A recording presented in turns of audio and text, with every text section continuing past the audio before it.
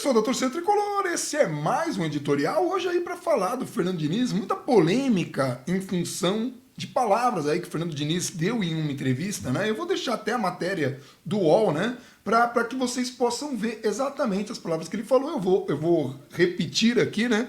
Ele fala sobre a perda do Campeonato Brasileiro, né? Que ele estava disputando ali como técnico de São Paulo. Gerou muita polêmica. Eu só estou trazendo esse assunto porque hoje o Diniz já não é mais técnico de São Paulo, nem é muito preocupação nossa.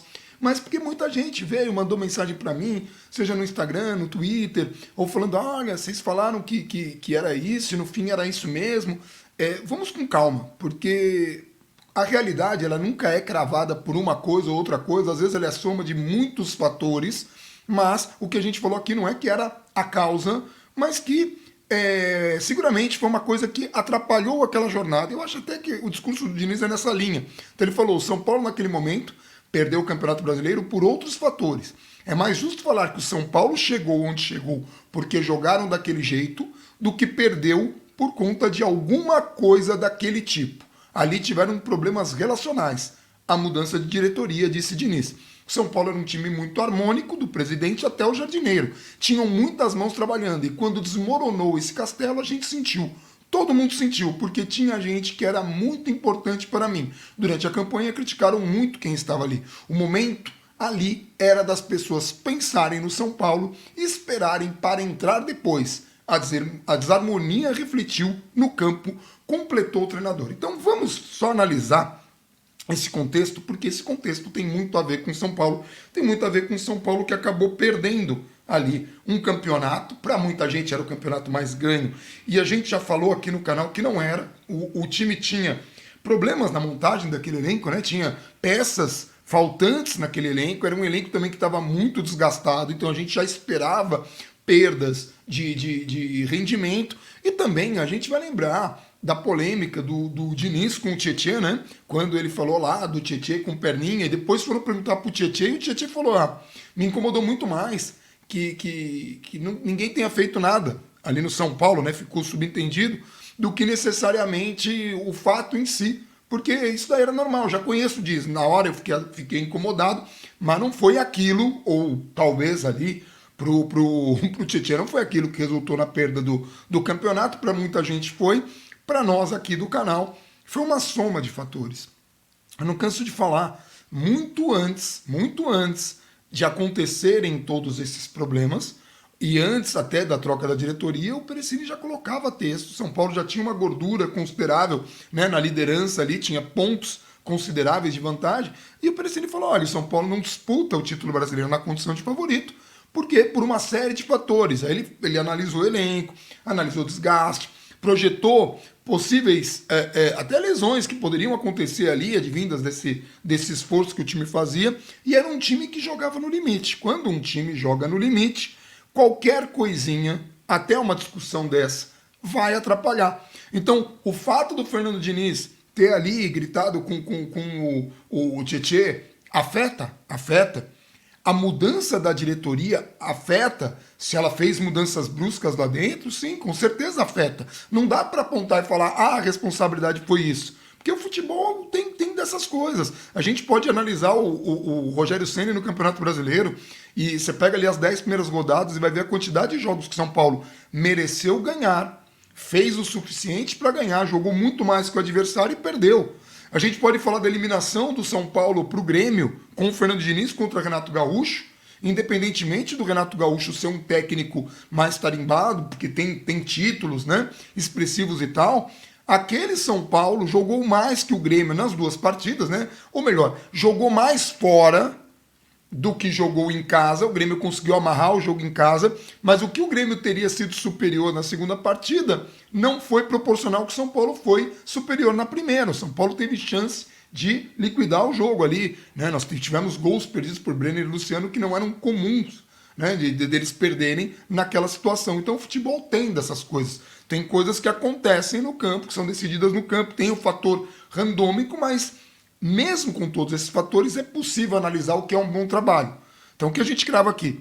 Fernando Diniz fez um bom trabalho no São Paulo? Fez. Ele é um bom técnico? Não sei. O tempo vai dizer. Ele precisa conquistar títulos com toda certeza. Até para tirar uma pressão, até para que as pessoas consigam encontrar no discurso dele, né, uma realização prática.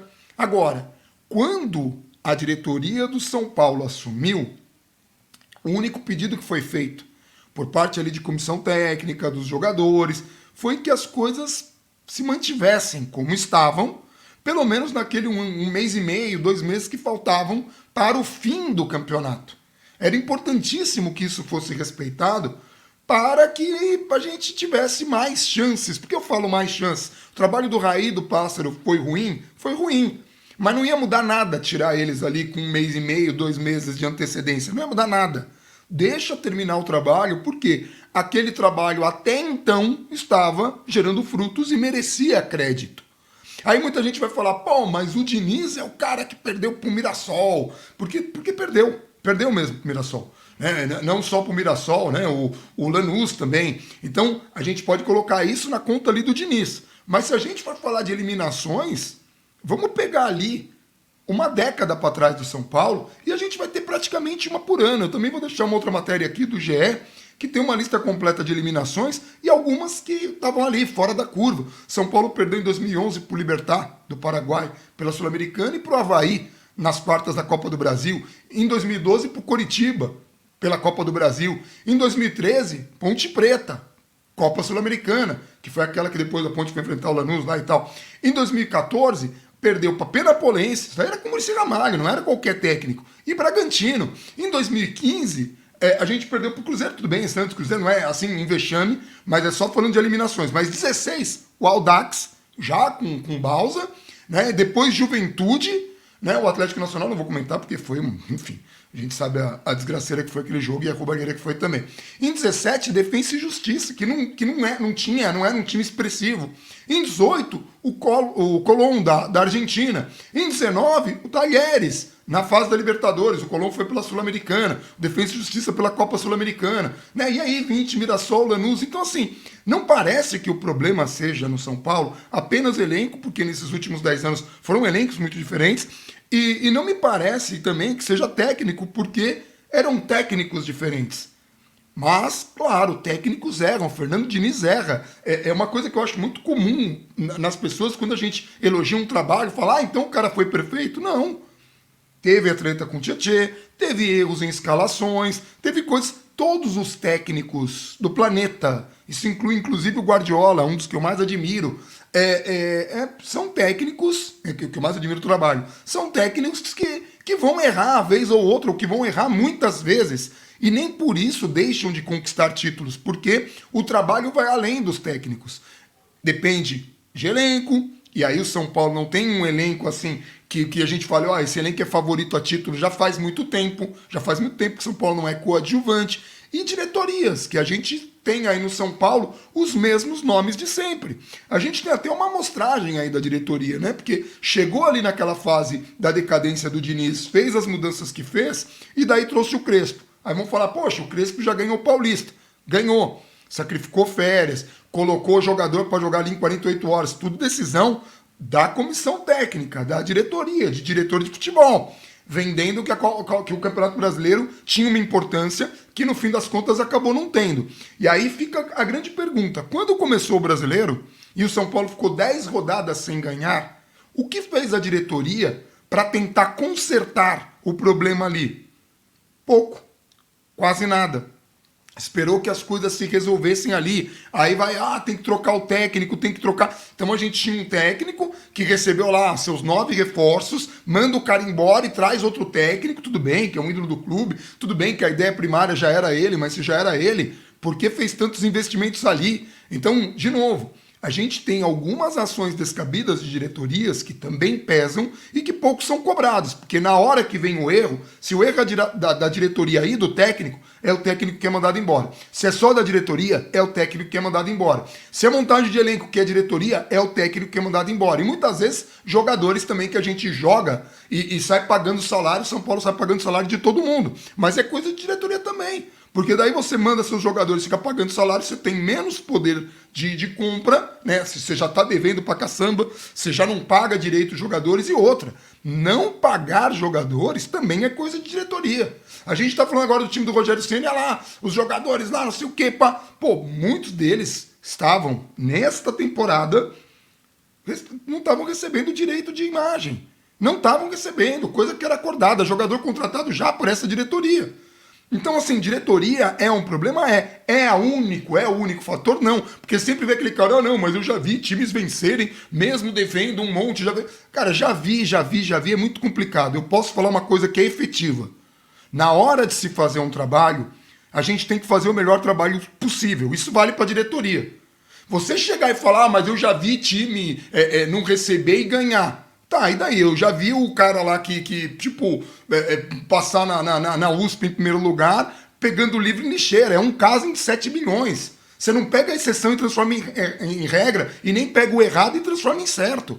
Porque o cara lá que pegou os livros na lixeira, porque não tinha condição e passou em medicina, o cara teve que se esforçar o quíntuplo do cara que teve ali uma formação normal, que é o que todo mundo deveria ter. E a gente não pode pegar a exceção, não, o fulano lá ganhou com tudo o jogador devendo. Ou o outro time desmantelado lá, contratando sem ver o amanhã, conseguiu ganhar. Conseguiu ganhar e depois agora tá lá na segunda divisão e ficou uma década lá. Né? Então, assim, esse tipo de coisa, o que a gente pode cobrar aqui, enquanto jornalistas e torcedores, e acho que isso vale para todo mundo, é cobrar que o trabalho seja feito de modo correto, que seja feito de modo mais profissional. Vale para a diretoria, vale para técnico, vale para jogadores. E no caso aqui, a conduta do canal é sempre cobrar respeitosamente que essas mudanças aconteçam, tanto de diretoria quanto de técnico ou mesmo postura de jogadores. E tentar compreender, porque, veja gente, São Paulo não é favorito, São Paulo não é o time nostálgico, São Paulo não tem Careca, São Paulo não tem Raí, São Paulo não tem Rogério Ceni, nem Zete, nem Lugano, não tem esses jogadores, né, que foram emblemáticos na história do clube. O São Paulo não tem mais essas peças. Miller, Silas, cara, jogadores assim que encantam e que encantaram gerações, hoje não fazem parte do plantel e a gente não tem jogadores proporcionais. E nem a diferença do São Paulo é tão grande quanto foi naquele período ali, comandado pelo Muricy Ramalho, que nos permitiu o 3 títulos seguidos brasileiros, ainda um feito inédito na era dos pontos corridos. O São Paulo era bem administrado e de lá para cá muita coisa mudou e isso pesa também. Então, isso tudo é um resumo para a gente lembrar o seguinte: não adianta. Eu não me incomodo quando a galera vai falar do Diniz. Estão falando do Diniz, que bom, estão falando de futebol. E é importante que a gente discuta futebol porque nos permite amadurecer mais, né? Nos permite também aprendermos, né, sobre as coisas. A gente consegue aprender conversando sobre futebol, aprender cada dia mais. Então, assim, é muito legal que a discussão aconteça, mas a gente não pode simplesmente cravar ou falar assim, vocês do canal estavam certos. Não é o caso. A gente só falou que aquilo foi um dos fatores que atrapalharam aquela trajetória. Um dos fatores que atrapalhou, desculpa. Concordância é um dos fatores que atrapalhou. Mas outros fatores também possivelmente estiveram também presentes e também não ajudaram e tem muita coisa. Não é apenas isso. Mas o Diniz está certo em se defender e defender o trabalho. O trabalho dele é bom independentemente daquela queda, porque, de novo, para chegar lá, naquelas condições, com aquele elenco, é um trabalho bem feito. O São Paulo tinha adversários muito mais fortes e não era normal, não era esperado que a coisa chegasse naquele ponto de brigar por título. Isso aconteceu pouco tempo antes com o Aguirre. Coisa de anos, algumas temporadas atrás, o Aguirre passou pela mesma coisa. Disputou um título que não tinha elenco para, e na hora que caiu, veio aquela grande decepção e acabaram jogando toda a culpa no Aguirre. Veja, a diretoria com o Aguirre era do Leco, do Raí, né, do Paulo, dessa galera. E o Aguirre foi demitido faltando 5 jogos para terminar o Campeonato Brasileiro. Eu podia pelo menos ter deixado ele terminar. Aí trocamos a diretoria e vem lá Júlio Casares, Fernando Diniz, mesma situação, sem nenhum reforço, a mesma coisa do Aguirre lá, né? O Aguirre teve o Rojas e o Everton, e o Diniz teve o Everton pelo Luciano. Foram os únicos reforços, né? Porque foram times montados antes da chegada desses 2 técnicos que conseguiram brigar por título brasileiro, os 2. E o Diniz também, faltando 5 jogos para terminar o campeonato, também foi mandado embora e toda a desgraça caiu na cabeça. Então, assim, será que o problema é só técnico? Acho que essa é a pergunta. Será que o São Paulo tivesse, será que se o São Paulo tivesse um ambiente melhor construído, um ambiente mais organizado, uma melhor montagem de elenco, será que esse detalhezinho não poderia ter ajudado o Aguirre, não poderia ter ajudado o Diniz, não poderia ter ajudado o Muricy lá atrás contra o Penapolense, não poderia ter ajudado uma penca de técnicos que passaram nessa trajetória, nesses mais de 10 anos aí que o São Paulo vem sofrendo? Talvez. E mesmo que o trabalho fosse bem feito, isso não é garantia de sucesso. Alguns times trabalham direito e às vezes o sucesso não vem, porque é um gol, é uma bola, é uma coisa que acontece e tudo mais. Isso acontece, são coisas do futebol. Por isso que eu falo, a gente precisa analisar trabalhos e saber reconhecer um bom trabalho, porque quando a gente reconhece um bom trabalho, a chance é maior que esse trabalho se perpetue e ele continue. E profissionalismo é isso, é analisar com frieza, porque no caso do caso passional, né, do amor mesmo pela agremiação, a gente vai querer mandar todo mundo embora e trazer todo mundo novo para tentar conquistar alguma coisa, e isso costuma não dar certo. Ou pelo menos eu posso dizer, há 10 anos que não vem dando certo com o São Paulo. À exceção de um título paulista, que a gente pode falar que foi muito mais obra do acaso, como aquele de 2012, que o Lucas Moura foi importantíssimo, né, para aquela conquista, do que efetivamente um trabalho construído do clube lá de cima até a parte, né, mais baixa ali, que vai desde lá de cima até o último jogador ali da ponta.